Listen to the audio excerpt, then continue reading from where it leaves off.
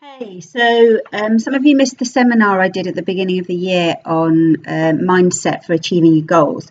The idea of the seminar really is to give you some foundation principles so that when you set your goals at the beginning of the year, which a lot of people do in January, new health goals, new fitness goals, new weight loss goals, that those goals don't disappear by the end of the month and never to see the light of day in February.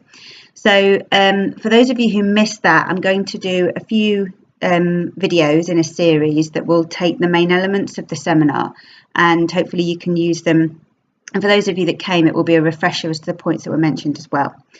So the first subject that we covered was that of goals. I'm going to be looking over to this side of me for a few notes so I don't forget anything, because it's important to me that I give you all the information that I think you need. So excuse me when I do that, but it's better for me to do that than to miss out the content for you. So yeah, the first subject that we covered was goals, and one of the questions I asked were what your goals are, and indeed, do you have more than one?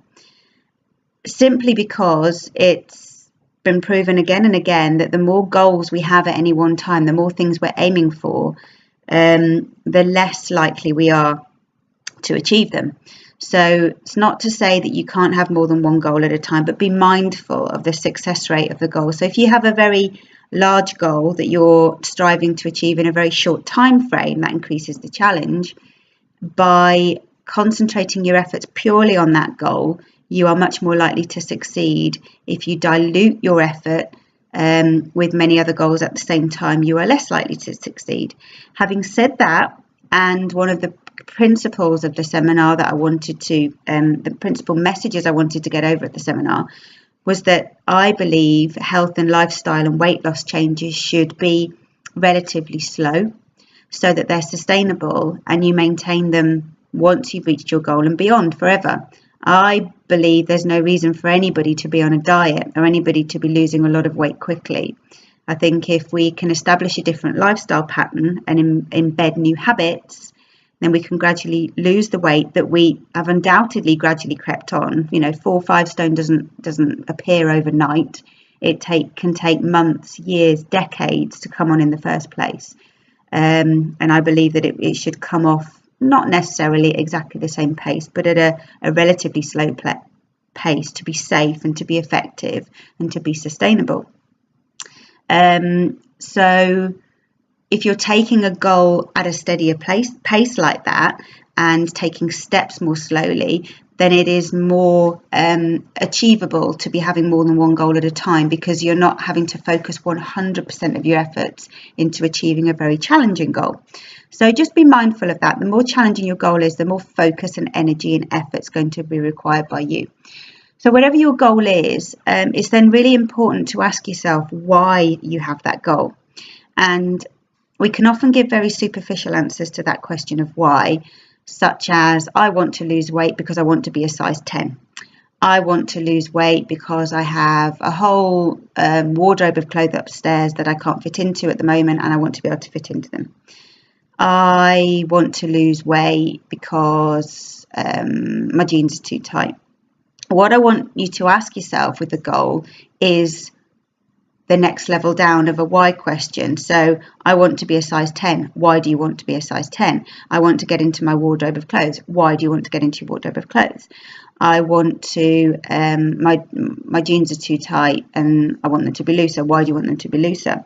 Then it can be because I feel more comfortable at that size. Why do you want to feel more comfortable at that size? Or why do you feel more comfortable at that size?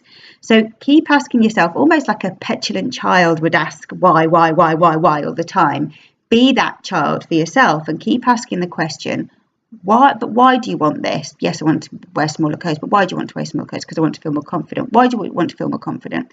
Because that, I don't know, that may make me more attractive to a partner, or that may make me feel better when I go out with my friends. Why do you want to feel better when you go out with your friends? Why don't you currently feel good when you go out with your friends? Digging in and asking those questions, you're much more likely to get to the real reason, which is often quite deep, as to why you want to lose the weight in the first place. And it's very, well, in all cases, in my experience, not that first superficial question that we ask ourselves, but it's several layers down. And it's usually a reason connected with a feeling, a happiness, an emotion that we connect with being a smaller size or having lost weight that we're trying to get to, not the actual the actual act of losing the weight and wearing smaller clothes. We're delving a lot deeper. So peel those layers to establish what it is that you're wanting to achieve, and really home in on the emotions of that end goal. So when you achieve what you're trying to achieve, I want you to take some time to really think about what that means to you and what that will feel like to you when you've got that far. So when you reach that outcome that you're striving for, what does that mean to you? How will that feel? What will be different for you? How will your day-to-day be different? How will your relationships be different? In every single aspect of your life, try to detail in your head as much as possible, and even writing down, because that can help as well, how things will be different for you. We need to create an emotional connection to your results. So that's looking at the outcome part of our goals, which is important. But what we often fail to do is look at the behavioural side of our goals and focus on these as we go through the journey, because ultimately every outcome is a result of a series of behaviours that are repeated consistently in order to reach that outcome.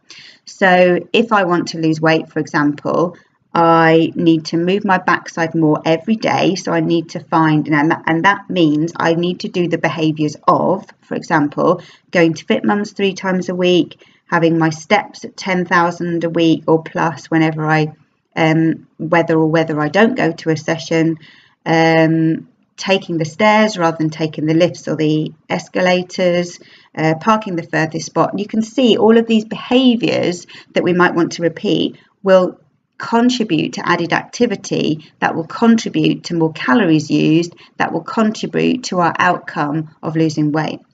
So on the nutrition side, I want to, again, lose weight or get to a certain size or certain scale number on the scales. And in order to do that, the behaviours that I need to include protein at every meal. I need to eat 5 portions of veggies every day. I need to make sure my water intake is 2 litres a day.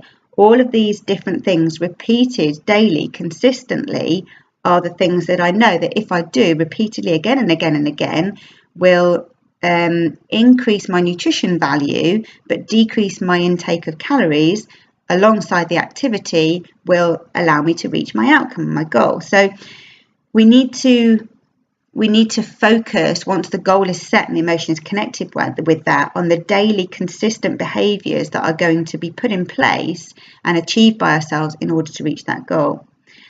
Then it's really important. So I've listed, say there for some nutritional habits, I've listed adding more protein to the diet and adding more veggies to the diet, for example. And specifically, as an example, I listed there eating 5 veggies a day. 4 portions of veggies a day. Now we need to look at how those habits fit into our current lifestyle. Personally, I love vegetables, but some people may not. And if you're currently eating 1 portion of vegetables a day and you're striving to eat 5, and I would advocate more than that, but let's just go for 5 with a number. Jumping from 1 to 5 in a week, for example, is a complete change in your lifestyle, and you may end up eating vegetables that you don't like because you've not explored the whole how can I eat veggies in a way that I do find them tasty. So initially, a behavior change that might be right for you could be eating 2 portions of vegetables a day, for example. So we don't necessarily need to jump to the ideal in one go. We need to consider where we are now, where we want to be, what our lifestyle currently allows us to do or dictates us to do, or we want to do in order to fit in with our current lifestyle. Because what will inevitably happen is your lifestyle will change over time as you reach your goal, but you don't want to make those huge changes in one go because you're more likely to slip back to the way things were at the beginning. So start to think of what's your ideal, where you are now, and what behavioural changes you can make that will take you one step closer to where your goal wants to be. Be that on the activity side, be that on the nutrition side, be that on the alcohol consumption side, on the amount of sleep you get, anything that's related to your goal. What is the one thing I can do today or this week? And if I do it consistently, is another step in the direction of the outcome that I want. I've got a quote here. says every step you take each day brings you either closer to your goal or further away, and that's so true. Everything you do will take you in one direction or the other, so that your overall movement within a day is closer to your goal or away from. So it's really worth, I use a journal for lots of things, including my business and my health as well. And I always have a goal in there for the next day. I am going to, I'm going to a Fit Mum session if that's in my diary for the next day, or I'm going to have so-and-so for breakfast, I'm going to cook whatever meal for tea, so that I know that my next day's goals and my next day's habits, or the forming habits, the behaviours, are going to take me in the direction of my goal. So once that goal outcome is set, don't forget it's the behaviours that will get you there. And when I say talk about behaviours, we've got two distinct types and a line that connects the two. We've got actions and we've got habits. Now, actions are generally a very conscious and sometimes high effort requiring activity, and a habit that requires a lot less effort and becomes very automated, and often can be done with us without us even realizing that we've done it. So you can get up in the morning, and by the time you sit down to have your cup of coffee, you can forget the fact that you've brushed your teeth, for example. Or you can be driving to work one day, if you drive the same route every day, and you'll get to a certain roundabout and you'll completely forget the route that you've just taken in order to get to that roundabout. Because we do these things again and again and again, they start to become part of our subconscious, and we become a lot less aware of them. Now, if we can get at those daily those daily behaviours that I talked about, repeated frequently enough, they start to become less of a conscious effort, more of a subconscious. You'll hear a lot of fit mums say, especially when we have a break, that they really miss it, or they feel that something's just not right with part of their life, because they're so used to having exercise as part of their life now, that when exercise isn't, it's like an arm's gone missing, or something's just out of sync and something isn't right. That's the type of feeling we want to get to with all those behaviours that will allow us to reach our goals. How long these behaviours take to develop will depend, again, we come back to that emotion that we created to the outcome, will depend on the emotion connected to them, and whether that's a positive or negative emotion. So many of you that have followed me for some time will be aware that I always have a saying, enjoy the journey.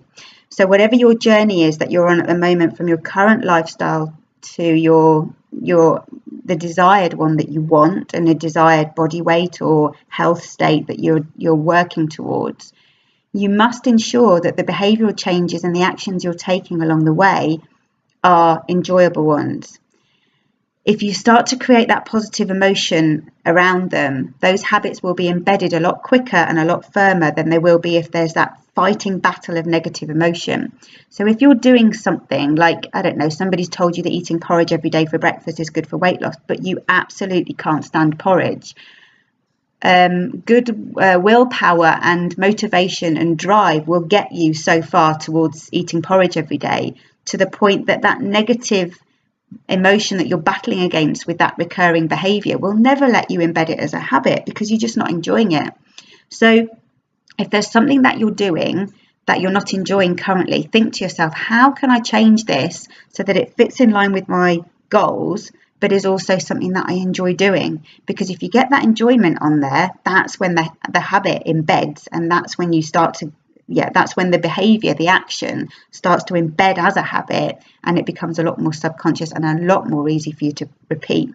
Once it's in there, the great thing is the basal ganglia, which is the area in the brain where the habits sit, the subconscious habits sit, your brain is very, very reluctant to give them up. Once it's secured a new habit in place of an old, which is a hard thing to do, in that it takes a lot of repetitions, or fewer repetitions with good emotion. So you've got one combination there.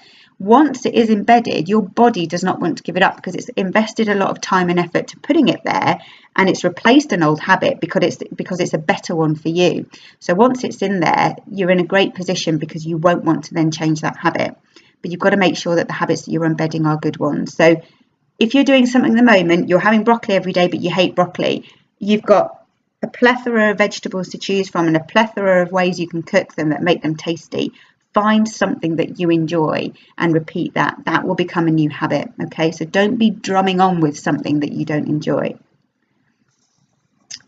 And the last note, really, because I don't want to make this too long, but before we move on to another one, which I'll record for you in a separate session, understand that the results you have at the moment, as in the body you are sitting in, whether it be a weight that's healthy for you, underweight, overweight, a health state that's good, that allows you to function in the best way possible through life, or one that's generating tiredness or depression or whatever it is that doesn't sit with you at the moment, that body that you have, that state you have, is simply a result of the behaviors and actions that you have taken up to now. And it can be quite empowering to have that realization and talk to yourself to make yourself aware that you have done whatever this is. You have done this. This is a creation. This is a result of what you've created through your daily actions and habits to date.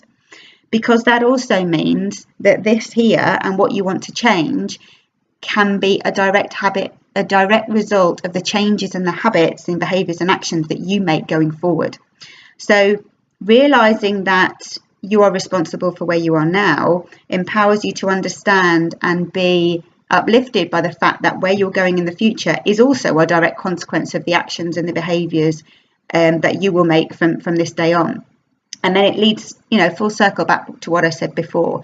Every day, every week, every month, those consistent actions you take towards your goal will take you step by step by step by step towards where you want to be. Okay, so essentially, and just to finish really, your lifestyle got you where you are now. It can either keep you there, it can take you further back in the direction you don't want to go, or it can take you gradually forward into the direction you do want to go and the outcome that you're seeking. Okay, so all about setting your goals correctly, peeling back those layers to understand why you're really actually seeking a goal. What is the underlying emotional reason for you striving for an outcome, and understanding that the way you get to that outcome is through repeated actions at first that may be a bit of a conscious effort and not sit too comfortably to begin with, but repeated sufficiently enough in a way that you enjoy the journey and you're enjoying doing them, will get you to a place where they go into your subconscious and become much more automatic, allowing you to then pick up another and another and another that will drive you towards your outcome goal. Okay, hope you found that useful. I'll record some more in due course. All right, bye-bye.